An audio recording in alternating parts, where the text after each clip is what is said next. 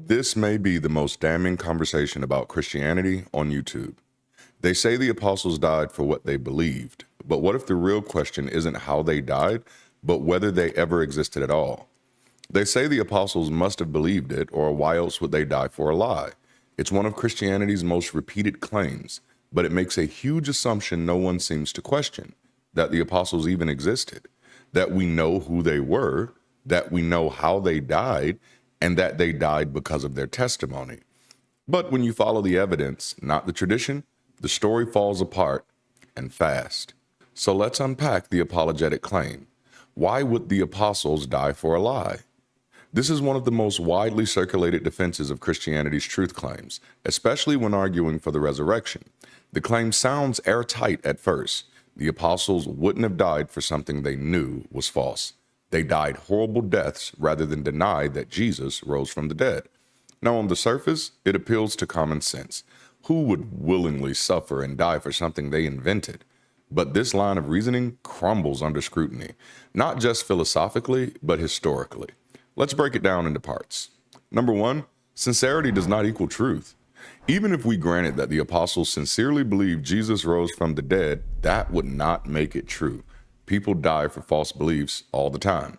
Jonestown, Heaven's Gate, 9/11 hijackers, and modern-day cult militias and extremist ideologies. Sincerity proves commitment, not accuracy. To make their point stick, apologists have to go even further, not just that the apostles believed it, but that they had firsthand proof, that they knew it happened, that they saw it, which would mean if it were false, they would have had to knowingly die for a lie. But again, even if that logic made sense, which it doesn't, the historical record doesn't support the claim. Here's where the real collapse happens. When you examine what we actually know, not what later traditions claimed, the record is thin, very little data, late, written centuries after the fact, and contradictory. Multiple deaths assigned to the same figure, depending on which church you ask. So let's emphasize, of the original 12, only one death is recorded in the New Testament. James, son of Zebedee, and that's in Acts chapter 12, verse 2. He's executed by Herod, and the text says nothing about him dying because he saw the resurrected Jesus. Even Paul, the star apostle of the epistles, never mentions Peter dying for the resurrection or any of the apostles being executed for it. That would be a powerful argument, and he never uses it. The early church fathers writing in the 2nd and 3rd centuries don't mention these martyrdoms either. Instead, what we get are hagiographies and apocryphal texts from much later. Acts of Peter, Acts of Paul, Acts of Thomas, Acts of Andrew. Are you starting to recognize a pattern? These are not histories. They are theological fiction designed to inspire faith, not document fact. The claim assumes the apostles' existence and identity are verifiable. And here's the death blow. Most of these figures have no writings, no contemporaneous mentions outside the New Testament, no archaeological support, and no clear biographical trace. Names vary across gospel lists. Some don't speak at all. Others may be symbolic placeholders to parallel the 12 tribes of Israel. If we can't confirm their existence, we can't confirm their ideology, and we certainly can't confirm their martyrdom. You have to be alive to die. So let's talk about why this apologetic argument fails. To make the apostles died for their faith argument work, you would have to prove they existed, they saw something firsthand, they were executed because of it, and they refused to recant when they had the chance to. But history gives us none of that. What it gives us is silence, then fiction, then, centuries later, traditions dressed up as fact. Let's talk about what the Bible actually says.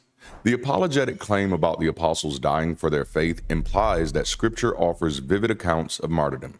But when we open the Bible and actually read it, we find a surprising silence, especially when it comes to how the 12 apostles died. Let's look at the only two deaths that are mentioned. Number one, James, son of Zebedee, as mentioned before, executed by Herod Agrippa I around 44 Common Era. This verse is remarkably brief. He had James, the brother of John, put to death with the sword. No details, no trial, no sermon, no connection to the resurrection whatsoever. The text doesn't say why James was executed, only that he was. An important note here is that this is the only member of the 12 whose death is recorded in the New Testament, and even this one is not tied to the refusal to deny the resurrection. There's also Stephen, whose story is recorded in Acts chapter 7. He's stoned after giving a speech to the Sanhedrin. Now, he's not one of the 12 apostles, he's just an early church deacon or follower. While he dies proclaiming a vision of Jesus, the story reads more like a theological set piece than an eyewitness court record. Apologists often conflate Stephen with the apostles, but that's misleading. He's not part of the original 12 and cannot be used as a stand-in for apostolic martyrdom. And that's it. No other deaths of apostles are recorded in the Bible. Peter, silent. Paul ends under house arrest in Acts, no execution. John, alive and receiving visions in Revelation. Thomas, Bartholomew, Andrew, not a single word. There are no biblical accounts of dramatic courtroom trials, choices between execution and recantation, public denials or affirmations of resurrection under threat, last-minute conversions by executioners, or blood-soaked lion-filled arenas. These images come not from Scripture, but from later legends written centuries later.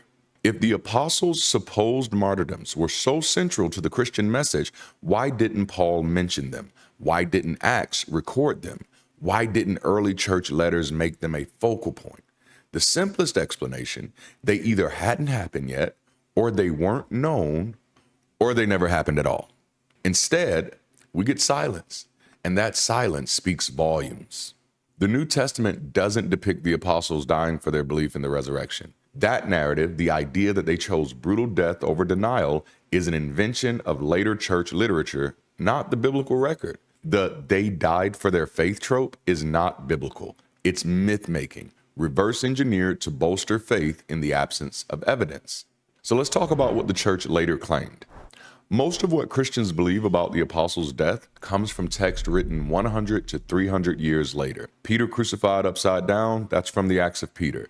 Thomas speared in India, from Acts of Thomas. Bartholomew flayed alive, from medieval hagiography. These aren't historical records. They're devotional fan fiction, written to inspire faith, not document facts. If Muslims, Hindus, or suicide cults died for what they believe, does that make their claims true? Of course not. Sincerity does not equal truth. So even if the apostles died for what they believed, that wouldn't make Christianity true. But we're not even there yet, because before we talk about how they died, we have to ask if they even lived. So let's talk about, did the apostles exist?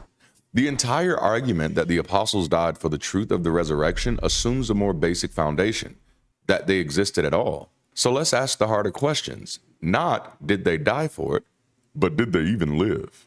Paul, often treated as the most historically grounded apostle. Why? We have letters attributed to him, 7 of which are deemed authentic by many biblical scholars. But here's the reality. There's no Roman documentation, despite his Roman citizenship claim. There's no Jewish documentation, despite claiming to be a Pharisee with rabbinic credentials. There's no grave, no trial transcript, no external confirmation of his ministry, travels, or even death. His martyrdom comes from Eusebius in the 4th century, quoting traditions that had no access to 1st century records. Paul is more of a theological vehicle than a verifiable person. His writings might be early, but his personhood is assumed, not confirmed. There's also James, the brother of Jesus. He's mentioned by Josephus in Antiquities. He's called the brother of Jesus, who was called Christ, whose name was James. That lends some credibility to his existence, but no writings by James, no verifiable biography, no details about his death that hold up outside tradition. He's plausible, but not solidly established. He's a shadow, not a figure. And then there's Peter, mentioned in Paul's letters as Cephas, a nickname meaning rock, but, again, no writings directly from him. Both 1st and 2nd Peter are considered forgeries. No independent confirmation of his ministry or location, and the upside-down crucifixion in Rome, total legend, originates in Acts of Peter 100 years after the fact. Peter may have existed, but the historical trail goes cold immediately after Paul mentions him. The other 9 apostles? Here's where the entire narrative unravels. Their names appear only in gospel lists, and those lists don't even match across Matthew, Mark, Luke, and Acts. Most of them never speak, don't act, and disappear after a single mention, have no writings, and are never independently confirmed in any 1st century Jewish or Roman document. Some don't even show up in Paul's letters, which predate the Gospels. These are not historical figures. They're characters in a theological drama. So let's talk about the theological blueprint. So why 12? Because the number is symbolic. 12 tribes of Israel, 12 foundations of the new church, 12 thrones in the kingdom of God. The 12 are likely not eyewitnesses of anything. They're structural elements retrofitted to match prophecy and establish authority. This is literary architecture, not biographical reporting. The idea of the apostles as real men who walked, talked, and died for a resurrected Jesus falls apart when we ask for contemporary records, verifiable details, and independent corroboration. Instead, we find narrative utility, theological symbolism, and mythic structure. The 12 apostles aren't anchors of history. They're scaffolding for scripture. And that means the apologetic claim they wouldn't die for a lie isn't just flawed in logic, it's built on phantoms. So what about church history? When scripture fails to provide evidence for the apostles' martyrdoms, defenders of the faith often pivot to early church tradition. But this shift is not from silence to fact, it's from silence to fiction. The vast majority of martyrdom accounts for the apostles don't appear until 100 to 300 years after their supposed deaths, long after any eyewitnesses would have been alive. How convenient. The sources include Acts of Peter, Acts of Andrew, Acts of Thomas, Acts of Bartholomew, and Acts of John. These are not historical records. They are second century theological fan fiction, dramatized, miraculous, and dripping with symbolism. Examples include Peter crucified upside down. This comes from the Acts of Peter written in the late 2nd century, not from any contemporary Roman record. And there's Thomas in India, which I mentioned earlier, speared to death. It's a pious legend. It's not supported by Indian records, and it's rooted in a missionary mythos, not documentation.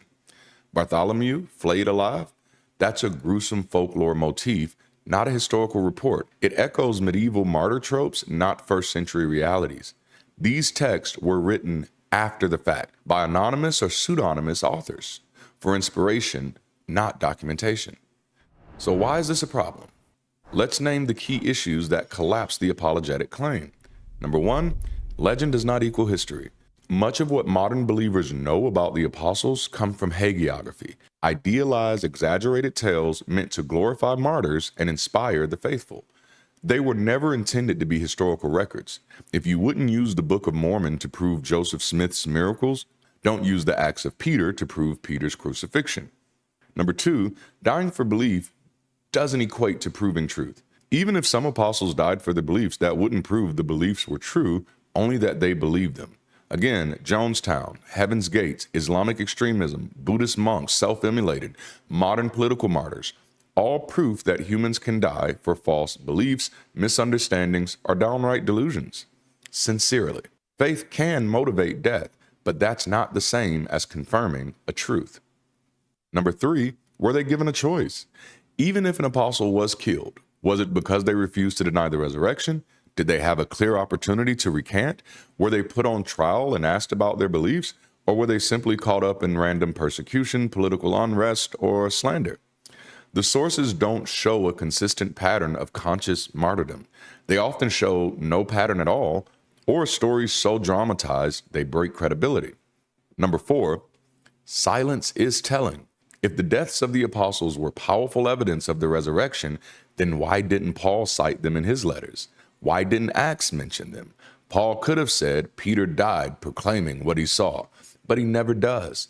The authors of the Gospels could have highlighted their bravery in dying for Jesus, but again, silence. If you had eyewitnesses dying for their testimony, why wouldn't you lead with that?